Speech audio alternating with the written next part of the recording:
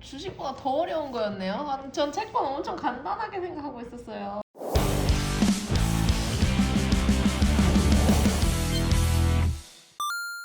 채권을 이해하려면 채권의 3요소라는 게 있어요. 요거를 알면 진짜 채권은 거의 다 알게 되는 거라고 보시면 되고, 예시로 하나 이렇게 적어볼게요. 액면가 10,000원, 신용등급 AA, 표면금리 5%, 만기 2022년 3월 31일. 자, 이렇게 예를 들어서 적어볼게요. 3요소가 요거예요. 모든 채권을 볼 때 우리는 채권의 가격만 보고 알 수는 없어요. 주식과 다른 건 주식은 가격이 대부분의 것을 함축하고 있죠. 사람들이 이 기업을 얼마로 어떻게 생각하고 있는지, 시가총액이 얼마인지 거의 대부분을 이 가격이 보여주는 반면에 채권은 가격이 아무것도 보여주지 못해요. 채권은 대부분은 만 몇백 원이에요. 채권을 실제 눌러가지고 이렇게 나오는 화면을 보고 우리는 이게 무슨 채권이구나 라는 걸 대략적으로는 감을 가져야 되거든요. 첫 번째는요, 신용등급은 대학교 학점이랑 비슷해요. 제일 높은 게 AAA, 그 다음에 AA, A, B, B, B 이런 식으로 쭉쭉쭉쭉 가서 막 C도 있고 D도 있고 다양해요. 이 많은 것들 중에 자, 개인 투자자 입장에서요, B가 2개 붙은 것부터는 그냥 보지 않기, C, D는 진짜 아예 볼 필요 없고요. 그냥 부도 직전 막 거의 그런 상태로 보면 되고, 2B도 금리가 좀 확 높아지는데 2B는 제가 생각할 때는 그냥 피하는 게 나은 것 같아요. 즉 우리가 앞으로 어떤 채권을 마주치든 내가 가지고 있는 채권 중에 2B가 붙어있다 이러면 아유 나랑 안 맞구나, 거의 생각을 할 만큼 좀 위험하게 생각해도 돼요. 안에서 위로 올라가잖아요. 트리플 A, 2B, A 이런 건 거의 국채, 뭐 국공채, 지방채 뭐 그런 신용등급인데요. 여기는 우리가 원하는 금리는 없어요. 거의 다 1%예요. 그래서 살 필요가 없거든요. 네. 우리는 이 정도에서 찾자 정도 생각하면 돼요. 네. 표면금리 5%. 이 약간 어려운 개념 될 수 있는데, 자, 채권은요 여기 적혀 있는 것처럼 태어날 때는 10,000원이에요. 10,000원인데 이걸 가지고 있는 사람한테는 주기적으로 계속 5%만큼 이자를 준단 말이죠. 계속 이렇게 이자를 주다가 만기가 되면 원금을 딱 준단 말이에요. 우리가 채권 투자했을 때 우리가 얻을 수 있는 현금 흐름이죠. 근데 해마다 5%씩 내한테 이자를 주는 이 10,000원짜리 채권은 시장에서 10,000원으로 거래가 되지 않겠죠. 왜요? 시장 상황에 따라서, 금리 상황에 따라서 계속 바뀌는 거예요. 채권도요? 네. 아.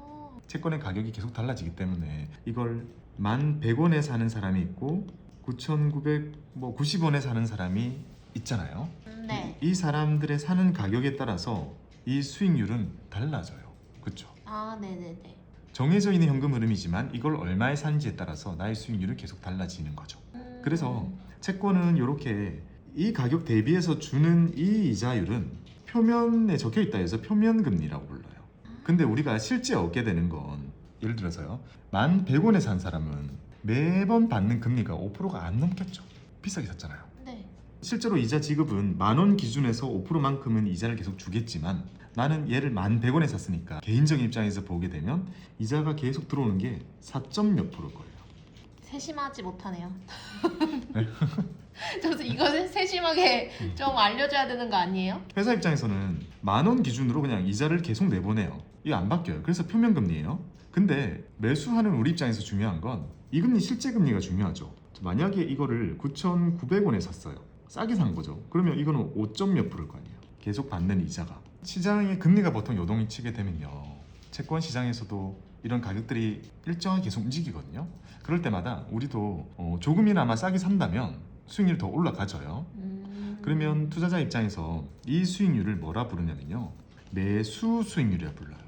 그러니까 완전히 달라요. 이게 실제 내가 받아가는 수익률이고, 요거 표면금리는 5%예요. 그래서 대부분의 채권은 어떻게 되냐면 표면금리 적혀 있는 거는 막 4%, 5% 적혀 있는 게 많아요. 근데 실제 매수 수익률은 2%, 3%가 대부분이에요. 그 채권 가격이 표기가 돼 있고 그 아래 액면가랑 표면금리가 또 적혀 있는 거예요? 다 적혀 있어요. 아, 그럼 좀 계산을 해놓고 해야 되는 거구나. 그래서 채권을 사려고 우리가 들어가면 마주치는 정보가 너무 많기 때문에 그 중에 꼭 3개는 봐야 되는 제일 중요한 거 말씀을 드리는 거예요. 아하.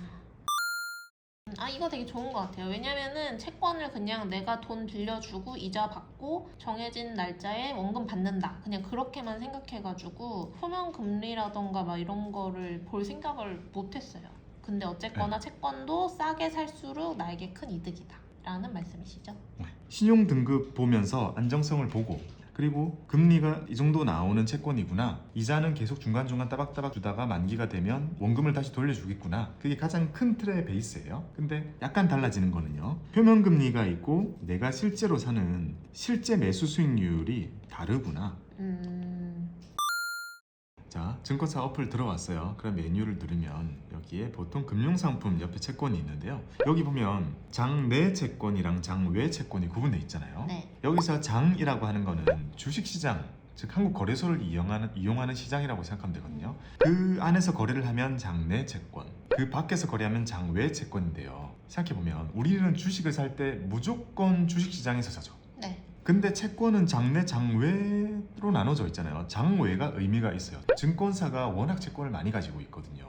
그 채권을 사는 걸 장외 채권이라고 하거든요.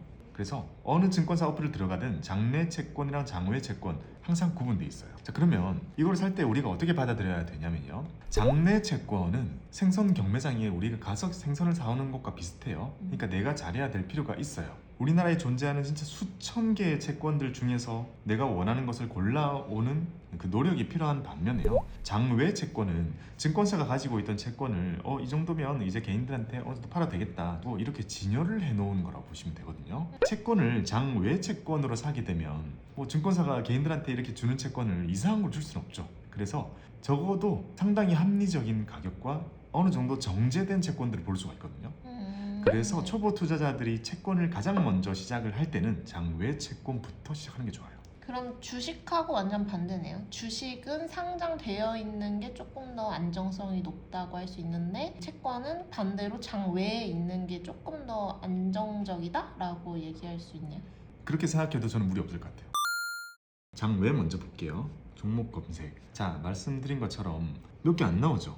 네. 쭉쭉쭉쭉 하다 보면 끝나죠. 장내 채권이 이렇게 그렇게 많이 안 나와요. 이게 정말. 미래에셋이 판매하는 채권의 전부. 판매하는 채권에 여기 보면 금리 순서대로 쭉 나오고, 우리 앞에 채권 이론 쭉 배웠잖아요. 이제 보면 생각보다 눈에 잘 들어와요. 요거는 다 회사채죠. 네. 롯데, 그리고 이건 금융회사채, 그리고 국고채도 있죠. 그리고 이제 서울도시철도 나왔다. 공사채죠. 이런 거. 경북, 이건 지방채죠. 이게 우리가 배웠던 것들이 다양하게 섞여 있는데 그 중에 어느 정도 선별적으로 해서 이렇게 나와 있는 거예요. 그리고 이쪽에 신용도가 쭉 표기가 되고, 그 아래쪽에 매매 이율, 즉 매수 수익률, 우리가 실제로 얻어갈 수 있는 매수 수익률이 쭉 나온단 말이에요. 네. 지금 이렇게 쭉 보면 3% 넘는 게 이거밖에 없고, 그 밑에 2% 점점점 이렇게 내림차순으로 되어 있죠. 그러면 예시로 가장 무난한 회사채 하나를 선택해 볼게요. KCC 선택하고 나서 여기 보면 채권 발행 정보, 이런 보통 버튼이 있어요. 그러면 이 채권이 가지고 있는 정보에 대해서는 쫙 다 나와요. 여기서. 네. 방금 누르기 전에 우린 2A-라는 정말 높은 신용도를 확인했어요. 네. 그 다음에 채권의 요소 확인해야 될 게 두 번째 게 뭐였죠? 표면 금리입니다. 이 채권은 표면금리는 2.24%예요.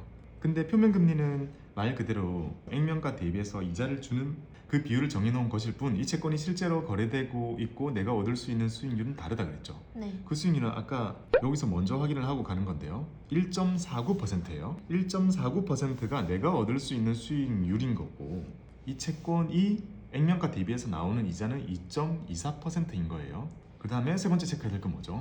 만기요. 자, 먼저 발행한 거는 작년이네요. 그리고 만기는 2023년. 지금 남아있는 건 한 2년 정도 되네요. 그러면 봐봐요. 만기가 3년짜리인데 2년 정도 남아있으니까 많이 남아있는 편이거든요. 네. 그래서 생각보다 괜찮은 금리의 거래가 되고 있잖아요. 엄청 높은 신용도임에도 불구하고요. 네, 제가 딴 거 하나 보여드릴게요. 자, SK 바이오사이언스, 얘가 만기 되는 거는 이제 올해 7월이에요. 많이 안 남았죠. 표면금리는 3.3 정도 높음에도 불구하고 만기가 가까워지면 수익률 되게 낮아지거든요. 네. 그래서 보면 수익률이 1.0이죠. 만기가 더 가까운 것이 더 금리가 막 낮아져요. 이게 채권이라는 게 결국 기업이 그 만기라는 기간 동안 망하지 않을 리스크를 우리가 돈 주고 사는 거잖아요. 네. 만기가 이제 다가온다는 건 지금 사면 우리가 가지고 있는 기간이 얼마 안 되잖아요.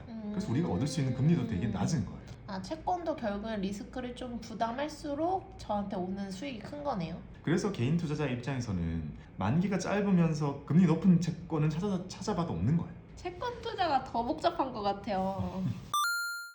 이번엔 장내.